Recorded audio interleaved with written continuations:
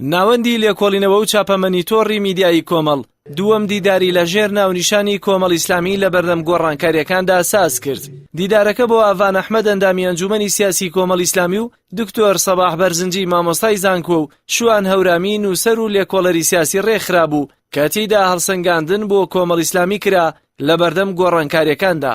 دکتۆر سەباح بەرزنجی باوەڕیوا بوو پێویستە کۆمەڵ ئیسلامی لاینی فکری فراوانتر بکات و داڕشنەوەیەکی نوێ بۆ فکر و تێڕوانینی بکات و بیکاتە پەیڕە و بۆ خەڵک و ئەندام و لایەنگرانی.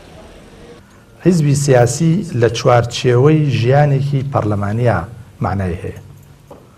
یعنی تۆ کە بڕیارتدا حیزبێکی سیاسیت هەبێ معنایەوەیە هەر لە بنەڕەتدا بڕیارت داوە لە چوارچێوەی کاری پەرلەمانی و هەڵبژاردن و بانگەشە و منافەسی سیاسیا بەشداروی.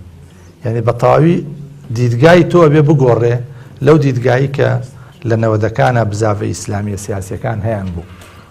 یعنی تۆ ئێستا بەم واقعی ئێستا و بەم تەشکیلەی کە پێوتی حیزبێکی سیاسی مەدەنی بە باکگراوندێکی معریفی حەزاری ئیسلامی فکریەوە هاتووتە مەیدان ئەبێ خۆت بگونجێنی لەگەڵ دەستور و قانونی وڵات، لەگەڵ یاساکانی هەڵبژاردن، لەگەڵ یاسای گۆڕانکاریەکان.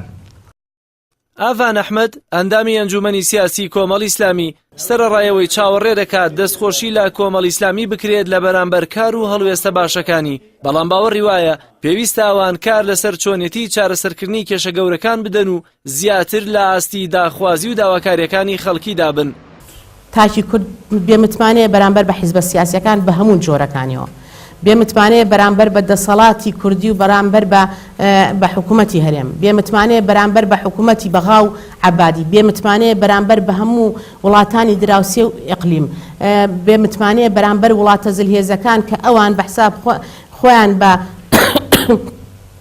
مەسەلە دەوڵەتانێک کەزان کە ڕزگاریان بۆ مەسەلە میلەتانی نەتەوەکانی عێراقێنەوە. بۆیە خەڵک لەم ناومێدیە بەڕاستی کۆمەڵ ئەبێ هەوڵ بدا تەجاوزی ئەو حاڵەتە بکە. کۆمەڵێ مەسجی زۆر گەورەی پێبێ، کۆمەڵێ شتی زۆر بە قوتی پێبێ بۆی لە ڕێگەیەوە لەم بە تایبەتی لەم کاتی هەڵبژاردە پێی بڕواتە مەیدان و بتوانێت تەجاوزێکی زۆر گەورە بکە. چونکە کۆتا جار هەر کادران و قەواعید و قائیدی ئەم هێزەیە کە ئەتوانێت کاریگەری دروستکات و ببێتە پاڵ پشتی کۆمەڵێ مەفهوم کە بتوانێت لە ئەرزی واقعی کوردستانە بەرجەستەی بکە. بەشی سێمی دیدارەکە شەنوکەوی کۆمەڵ ئیسلامی لە بەردەم گۆڕانکاریەکان لە چاوی نووسەر و لێکۆڵەری سیاسیەوە بوو کە دەیوت پێویستە کۆمەڵ ئیسلامی کار بۆ گۆڕینی ژینگەی سیاسی بکات و یەکریزی جەماوەری هەرێمیش بپارێزێت.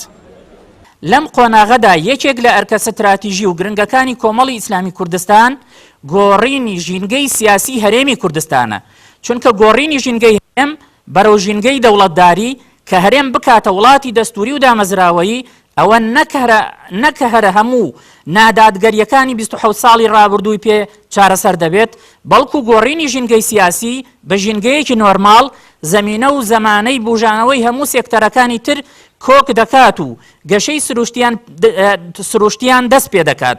بێلایەنکردنی سوپا و هێزی ئەمنی و ئابووری و کارکردنی حیزب لە چوارچێوەی یاسادا گەورەترین دەستکەوتە بۆ ئەم قۆناغە.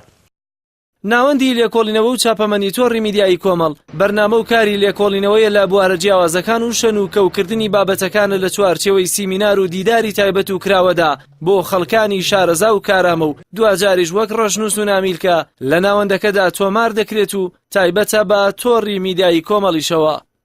جەلال محەممەد، کەناڵی ئاسمانی پەیام، سلێمانی.